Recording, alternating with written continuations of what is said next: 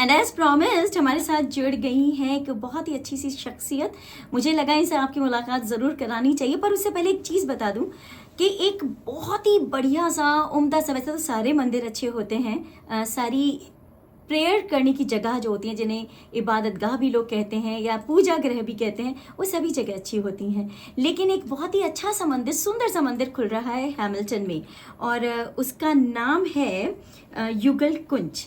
मुझे जब तक कि इन्फॉर्मेशन मिली, मुझे इसके बारे में धीरे धीरे थोड़ा थोड़ा पता चलता गया, और फिर मुझे लगा आपको इसके बारे में डिटेल ज़रूर पता होनी चाहिए, स्पेशली अगर आप उस एरिया के हैं और नायग्रा से लौटते हुए किसी मंदिर की तलाश होती है कई बार, तो आपको इसका पता होना चाहिए। और इस मंदिर में क्या ख़ास बात है, कैसे ये मंदिर और मंदिरों से अलग है, मैं सोचने लगी इस बारे में, तो मुझे बहुत कुछ जानकारी मिलने लगी, और फिर मुझे लगा आप लोगों से शेयर करना चाहिए।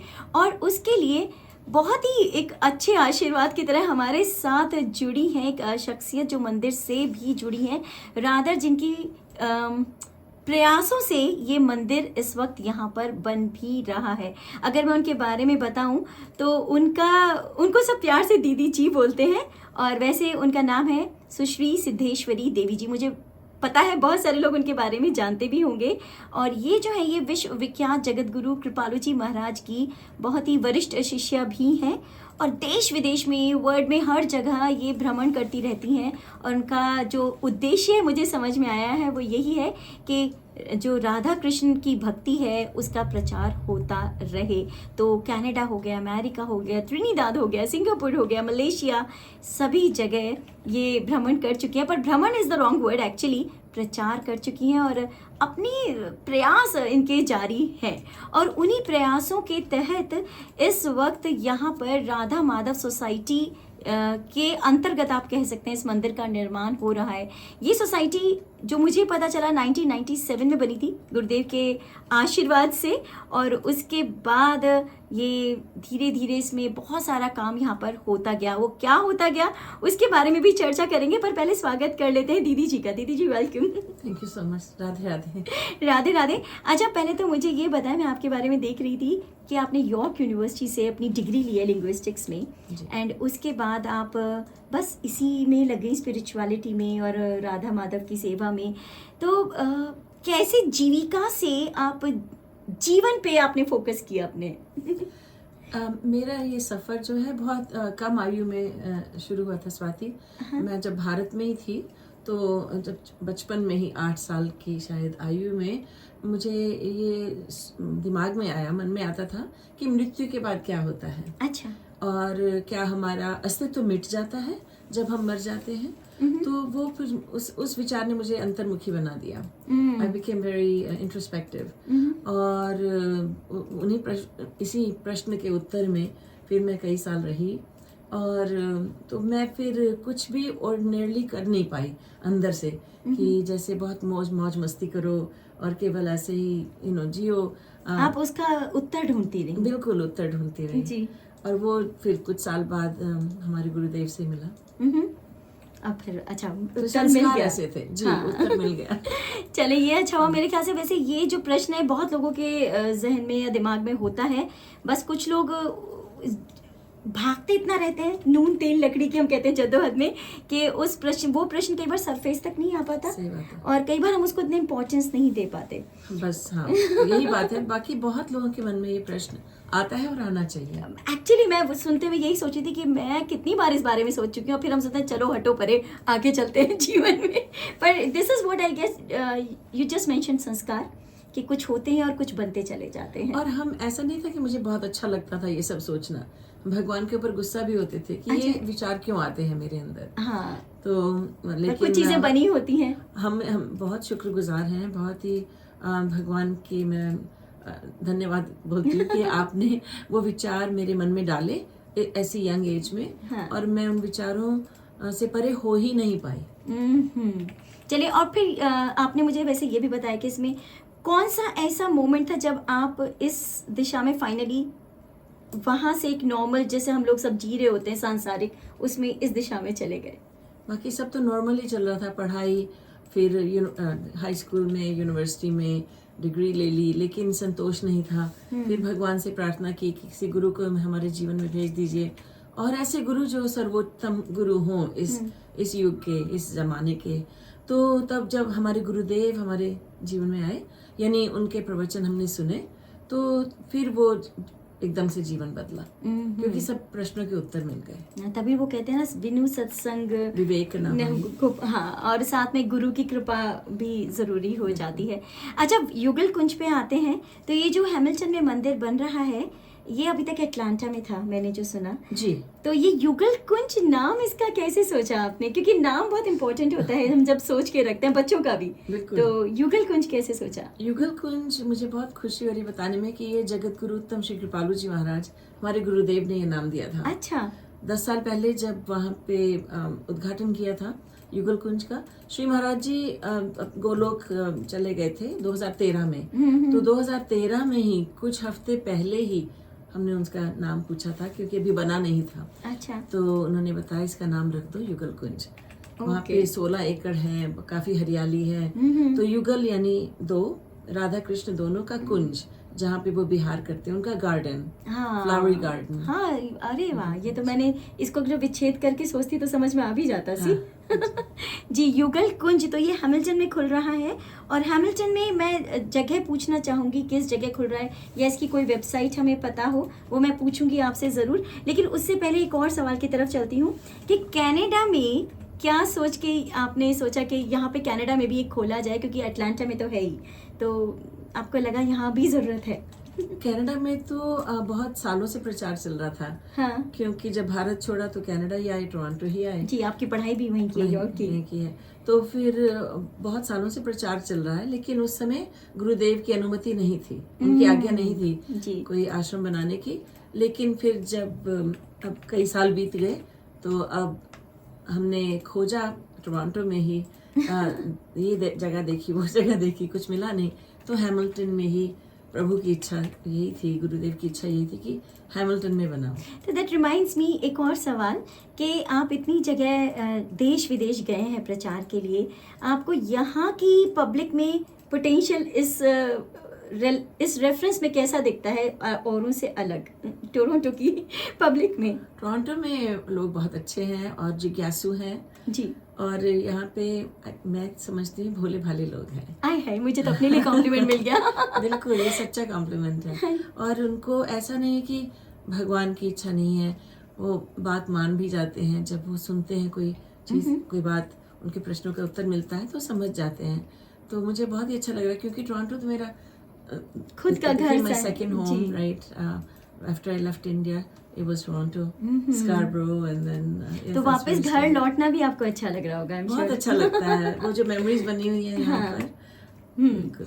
अच्छा, ये मंदिर जो हम यहाँ खोल रहे हैं, जो भी लोग उसमें जाएंगे, आसपास की कम्युनिटी या दूर दराज के भी कई बार लोग आने लगते हैं, if it's doing good in the way कि वो कुछ दे पा रहा है लोगों को, तो आपको क्या लगता है क्या दे पाएगा मंदिर भक्ति के रिजल्ट के अलावा? चूंकि ये मंदिर जो है युगल कुंज, ये जगत गुरु श्री कृपालु जी महाराज से प्रेरित है और वो विख्यात हैं पूरे संसार में। उनके लेक्चर बहुत लोग सुनते हैं, और जो लोग सुनते हैं उनको मालूम है कि वो बड़े स्पष्ट बोलते हैं और बहुत अच्छी तरह से समझा देते हैं। तो जो जिज्ञासु है, जो इंक्विजिटिव है कि भगवान को कैसे जाना जाए, शास्त्रों वेदों का वास्तविक अर्थ क्या है, तो वो सब हम वहाँ पे वो ज्ञान बांटा जाएगा, या बांट ही रहे हैं वहाँ पे अभी भी। क्योंकि हर एक मंदिर तो स्पेशल होता है अपने जी बिल्कुल। लेकिन यहाँ पे अलग बात ये है, अनोखी बात ये है इस बात की कि यहाँ पर एक ही गुरु का सिद्धांत बताया जाएगा।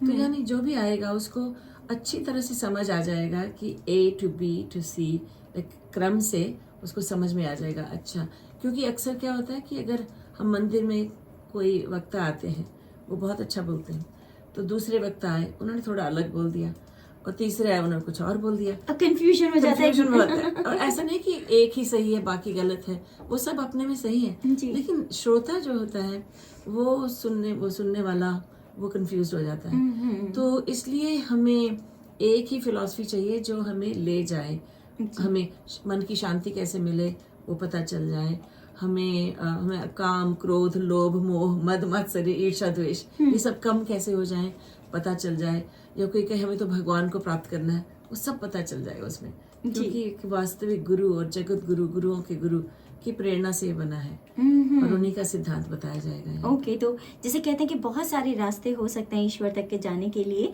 लेकिन अगर एक आप खो जाएं कौन सा रास्ता पकड़ें, तो यहाँ पे एक रास्ता आपको बताया जाएगा और उसमें आसानी होती है सीधे सीधे चलना। और फिर उसके अलावा भी मैं कहूँगी कि मंदिरों में बड़ी सुंदर सुंदर मूर्तियाँ होती हैं। ये विशेष रूप से सुंदर मूर्तियाँ हैं। अच्छा। अगर कोई प्रेम मंदिर गया हो तो ये मूर्तियाँ उन्हीं मूर्तिकार ने बनाई है, जो अच्छा, वो भी श्री महाराज जी का मंदिर जी वृंदावन वाला। तो श्री राधा कृष्ण की मूर्ति, सीताराम की मूर्ति, हनुमान जी भी है वहाँ पर, और एक विशेष मूर्ति जो कि छोटी सी राधा रानी बाल्यावस्था वाली अपनी मैया कीर्ति मैया की गोद में है, वो सेंटर में है मूर्ति। वो एक विशेष है, नॉर्थ अमेरिका में पहली मूर्ति ऐसी होती है। I am so eager to come and see that. मुझे दर्शन करने का मन कर रहा है। जी बिल्कुल, मैं डेफिनेटली आने वाली हूँ। अच्छा, ये भी बताएं कि इनॉग्रेशन किस दिन है, और जो लोग इनॉग्रेशन में आना चाहते हैं उनके लिए क्या समय है, और साथ में अगर उसमें किसी तरह का वो हिस्सा बनना चाहते हैं, कई बार बहुत सारी एक्टिविटीज़ ऐसी होती हैं इनॉग्रेशन के वक्त के कोई ना कोई कंट्रीब्यूट करना चाहता है, तो उनके लिए क्या स्कोप है?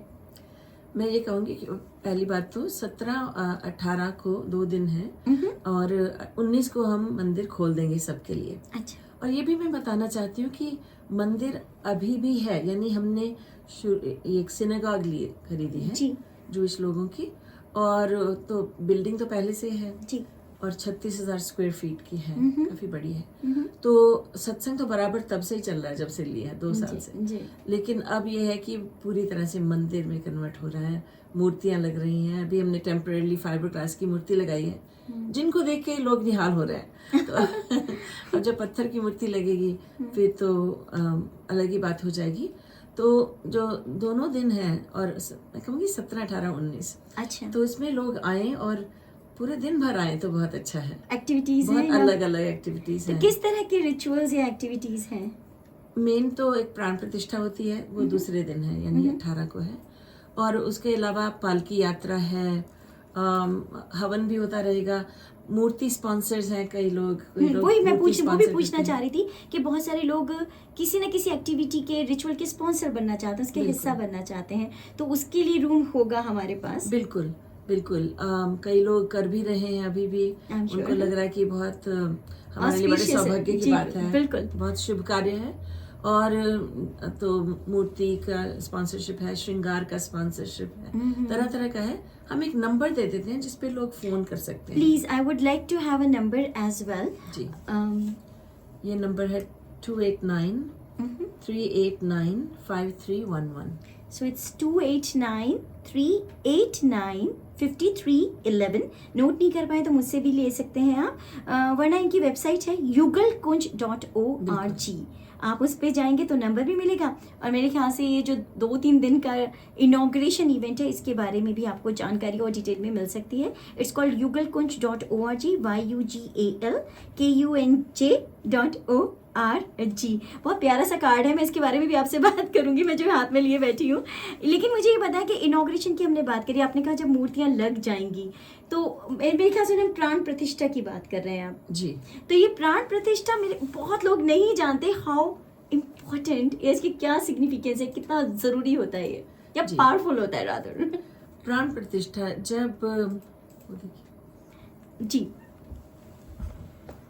जब मूर्ति को लाया जाता है, मूर्तिकार बनाते हैं और हम मंदिर में लाई जाती है मूर्ति, वो पत्थर की होती है। तो फिर मंत्रों के द्वारा उसमें जीवन शक्ति लाई जाती है। भगवान से हम आग्रह करते हैं कि आप आइए, इस मूर्ति में स्थापित हो जाइए, तो वो होती है प्राण प्रतिष्ठा। तो बहुत एक महत्वपूर्ण बात है। प्राण प्रतिष्ठा बहुत ही महत्वपूर्ण समारोह है। इट्स अ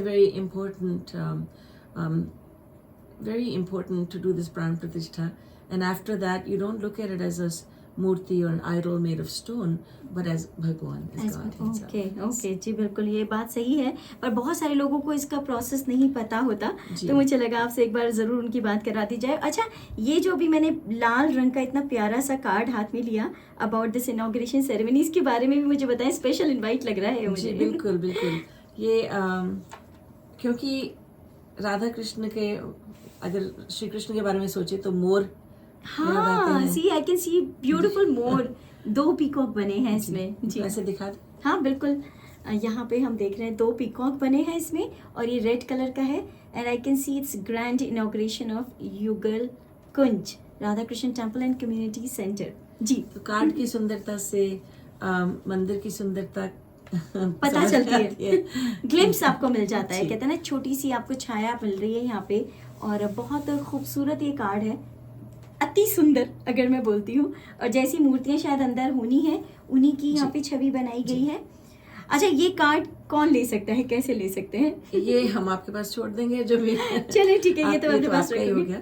और एक्चुअली लोग, मैं भी ये भी कहूंगी कि एड्रेस दे देते हैं जी बिल्कुल, युगल एड्रेस कुंज का। युगल कुंज का address is 375 Aberdeen avenue cottage cottage. Avenue. तो कॉटेज एवेन्यू और एबरडीन का इंटरसेक्शन है हैमिल्टन में, वहाँ पर ये खुल रहा है। But again as I said, you can go to yugalkunj.org। आपको वहाँ पे एड्रेस भी मिलेगा, नंबर भी मिलेगा, सारी डिटेल्स इसकी ज़रूर मिलेंगी। किस दिन कौन सा रिचुअल हो रहे हैं, पूरा प्रोग्राम की डिटेल भी शायद आपको वहाँ मिल जाएगी। डे 1 पे प्यूरिफिकेशन इन्वोकेशन है, डे 2 पे प्राण प्रतिष्ठा हो रही है, डे 3 पे completion of rituals and celebrations है। आप उस दिन भी जा सकते हैं। वहाँ पे डिटेल में टाइमिंग्स हैं, संकीर्तन के, टीज एंड स्नैक्स, हम लोगों के लिए भोजन बहुत, साथ में प्रसाद बहुत इंपॉर्टेंट प्रसाद तो बिल्कुल ज़रूरी चाहिए होता है, और उसका वहाँ पे फुल फ्लेश्ड अरेंजमेंट भी है अच्छा सा। And sponsorship opportunity, as I mention, कि कोई भी अगर इसमें साथ में हिस्सा बनना चाहते हैं, कंट्रीब्यूट करना चाहते हैं, तो there are sponsorship opportunities as well. मूर्ति स्पॉन्सरशिप्स हैं, देन श्रृंगार स्पॉन्सरशिप्स हैं, प्राण प्रतिष्ठा स्पॉन्सरशिप्स भी हैं, और उसके अलावा हवन पूजा स्पॉन्सरशिप्स भी हैं। Again you can go to yugalkunj.org। वहाँ पे आपको सारी डिटेल्स मिलेंगी, या फिर आप मुझसे भी बाद में नोट नहीं कर पाए हैं, ये डिटेल्स ले ज़रूर सकते हैं। कुछ और ऐड करना चाहेंगे दीदी जी जाने से पहले? धन्यवाद। मैं ये कहना चाहूँगी सबसे जो सुन रहे हैं कि आप अवश्य आइए युगल कुंज और इसका हिस्सा बन जाइए। और अगर कोई भी सेवा करना चाहता है, फिजिकल सेवा भी करना चाहता है, ओह यस, तो बहुत सेवा के बहुत वॉलंटियर अपॉर्चुनिटीज हैं ji. There are many volunteer opportunities. हमारा सत्संग अभी सैटरडेज को चल रहा है 10 बजे, जो कम्युनिटी प्रोग्राम होता है, जी। तो कोई भी आ सकता है। और या तो हम रहेंगे या हमारे गुरु भाई आ रहे हैं यूएस से जी। कुछ दिनों के लिए, भी नहीं है, सब लोग आ सकते हैं कभी भी। चलें, बस मन को टटोलें और समय निकालें खुद के लिए, और वहाँ पहुँचें, और फिर देखिएगा आपको अच्छा लगना शुरू हो जाएगा। Again website is yugalkunj.org।